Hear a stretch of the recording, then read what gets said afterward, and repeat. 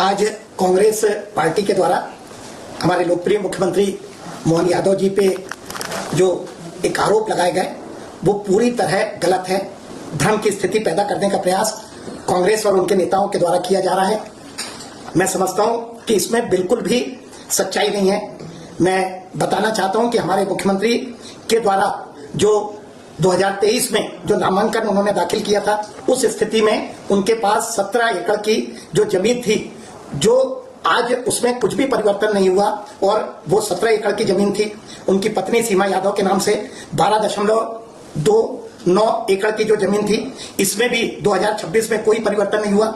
एक सिद्धि विनायक कंपनी जिसकी उस आरोप पे जिक्र किया गया, उसके पास 2023 में 68 एकड़ जमीन थी, जो जून में घट के मात्र 65 एकड़ रह गई। और इसमें भी मुख्यमंत्री के द्वारा 2017 में इसके डायरेक्टर के पद से इस्तीफा दे दिया गया। उनके पुत्र वैभव के पास भी 2023 के पूर्व 16 एकड़ जो जमीन थी, उनके मुख्यमंत्री बनने के बाद उसमें किसी तरह का कोई परिवर्तन नहीं आया और ये सारी जमीन मास्टर प्लान लागू होने के पहले की थी। उनकी पुत्रवधू जिसकी अभी विवाह हुआ है, शालिनी यादव के द्वारा जरूर 10 एकड़ की कृषि भूमि खरीदी गई, जो कि विकसित जो मास्टर प्लान एरिया है उसके बाहर की थी।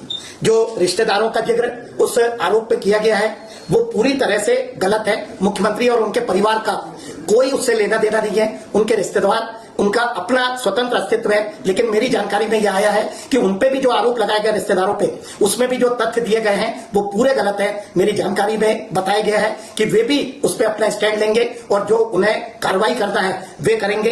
किसी लोकप्रिय मुख्यमंत्री को, जिसके द्वारा प्रदेश के विकास में लगातार काम किया जा रहा है, इस प्रदेश को विकसित बनाने का काम किया जा रहा है, चाहे किसानों की बात करें, चाहे इंडस्ट्रियल प्रोग्रेस की बात करें, इस प्रदेश को, मध्य प्रदेश को इस देश के सबसे विकसित राज्यों में ले जाने का काम हमारे जो लोकप्रिय मुख्यमंत्री मोहन यादव जी कर रहे हैं। उनके खिलाफ एक षड्यंत्र का काम कांग्रेस पार्टी कर रही है। मैं कांग्रेस पार्टी पे यह आरोप लगाना चाहता हूं कि जब जब एक पिछड़े वर्ग का मुख्यमंत्री इस प्रदेश को मिला, चाहे उमा भारती हो, चाहे शिवराज सिंह चौहान हो या हमारे मोहन यादव हो, उनके खिलाफ षड्यंत्र करके उनको कमजोर करने का काम कई लोगों के द्वारा किया गया। समाज के ठेकेदार, जिन्हें प्रदेश में पिछड़े वर्ग का नेतृत्व स्वीकार नहीं होता, वे लगातार इस तरह के षड्यंत्र करते हैं और इस तरह एक लोकप्रिय मुख्यमंत्री को कमजोर करने का काम करते हैं। मैं पूरी विनम्रता के साथ, पूरी कड़ाई के साथ कांग्रेस के आरोपों का खंडन करता हूं और कांग्रेस को चुनौती देता हूं कि जब वो हमारे लोकप्रिय मुख्यमंत्री को जनता के द्वारा, उनके द्वारा जो विकास कार्य कर गए हैं उसमें नहीं पीछे कर पाए,